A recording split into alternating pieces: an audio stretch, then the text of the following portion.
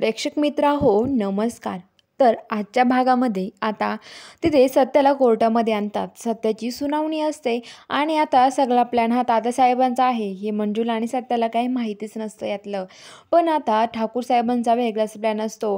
त्यांना असं वाटतं की मंजू काहीतरी कुटाने करेल, त्यामुळे ते त्यांच्यावर लक्ष ठेवून असतात। ते मोरे सरांना पण म्हणतात की मोरे सर तुम्ही आतमध्ये या, काम आहे। आणि मोरे सर आणि ते सगळे आतमध्ये असतात। तर आता सत्याची सुनावणी चालू असते। तर आता लगेच ती वकील म्हणते की सत्यजित सुर्वे, तुम्ही मला एक विचारायचं आहे, जर तुमच्याकडं तुम्हाला मारण्याचा किंवा तुमचा एन्काउंटर करण्याचा हा ठाकूर साहेबांनी प्लॅन केला असेल, तर मग तो प्लॅन त्यांनी केलाय, तो काय प्रूफ आहे तुमच्याकडे की त्यांनी तो प्लॅन केला?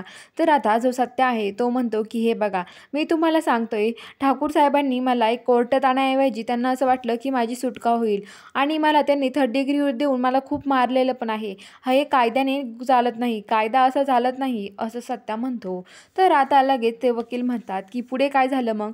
तर आता सत्या म्हणतो त्या रोडनी त्यांनी मला कोर्टाकडे आणायचं, दुसऱ्या रोडनी नेलं आणि मला तिथे मारहाण करून मला गोळी घालण्याचा त्यांनी प्रयत्न केला आणि माझा जीव तिथे वाचला, म्हणून मी तिथून पळून गेलो, असं सत्या सांगतो। तर हे ऐकल्यावरती बलमान ते सगळेजण आरडाओरडा करायला लागतात।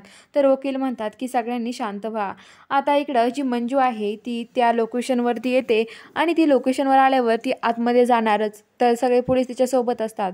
माने साहेब म्हणते तर आता लगेच मंजू आतमध्ये जाणार आणि दरवाजा उघडून बघते तर तिला आतमध्ये मुकादम दिसतो। मुकादमला बघितल्यावर मंजूचे डायरेक्ट हातपाय गळते। ती म्हणते मुकादम, आणि ती मुकादमाला त्या गाडीत घेते आणि ती पोलीस स्टेशन कोर्टाकडे जायला निघते। तर आता इकडे जे सत्यांती आहेत, तर सत्या म्हणतो की हे सगळं खरं आहे। तर वकील म्हणतात, ती वकील म्हणते हे सगळं खरं आहे, तुझ्याकडं काय प्रूफ आहे आणि तुझ्यावर विश्वास कसा ठेवायचा, आम्ही तू काही पण कारणे जोडू शकतो।